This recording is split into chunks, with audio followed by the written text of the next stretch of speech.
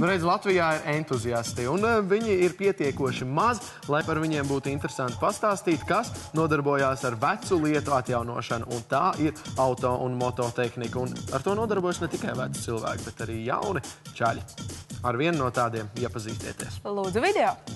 Parasti jaunus džekus interesē 3 lietas. Pirmā no tām ir cigaretes, otrā alkohols, trešā meitenes. Es jau nesaku, ka tai trešai lietai ir kāda vaina, nebūt ne, bet ir arī tādi jaunieši, kuri savu brīvo laiku pavada pavisam citādāk. Proti, atrodoties garažā un remontējot mašīnas, motociklus, bet ne tikai remontējot, arī restaurējot. Proti, no veciem lūžņiem uztaisot pilnīgi kaut ko jaunu un svaigu. Kā tas viss notiek, tūlīt pat skatāmies. Nu ko, Dzim, tu esi atradis ziemas laikam vienkārši ideāli braucamo. Kas tas ir vispār izstāst? Jo, es domāju, šitā daudz nav redzējuši. Tas ir 42. gada vācu NSU vilcējs.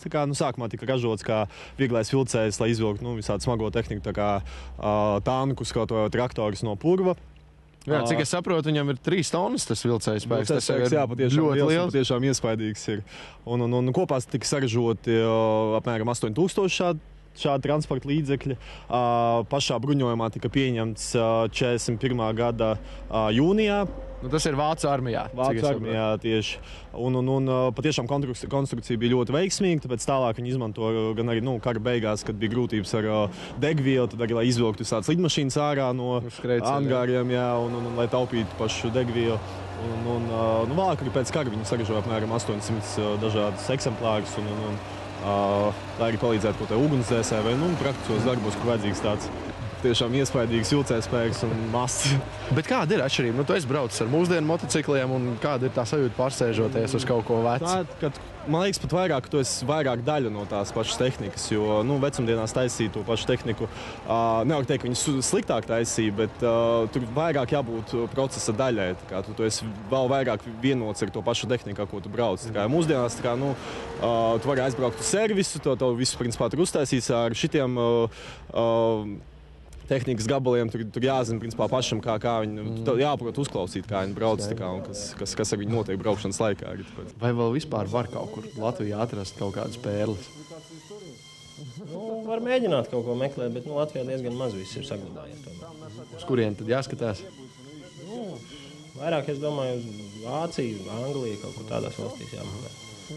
Tas ir vācu militārais motocikls, Cundap markas, 44. gada. Un līdz kam es ticu, es skatos pagaidām tev tikai rāmis, stāv motoru bloks, kas jādara? Tuvākie darbi. Jā, pašlaik es mēģinu iztaisnot rāmi, par cik motos ir diezgan vecs un daudz ko pieredzējis savā dzīvē. Tagad saskrūvēju kopā un izrādās, ka rāmis ir diezgan šķīps un greizs, bet izskatās viņš tā tīri normāli. Kā tu saprati, ka tev aizrauj šitādas lietas? Veci moči, vecas mašīnas, vispār veca tehnika? Pirmkārt, manuprāt, vispār, kas tāds nevar neaizraut. Es nezinu, jo tas patiešām ir ļoti interesanti un nekas līdzīgs tam, es neesmu redzējis, principā. Un otrkārt, tas vienmēr, principā, bijis ģimenē, jo mans tēvs jau ar to pašu to restaurāciju ir aizrāvies jau kopš skolas gadiem, un tas vienmēr bijis arī kopš manas dzimšanas tā kā kopējs ģimenes hobijs un aizraušanās. Vai māsa arī ir aizrāvusies ar to pašu?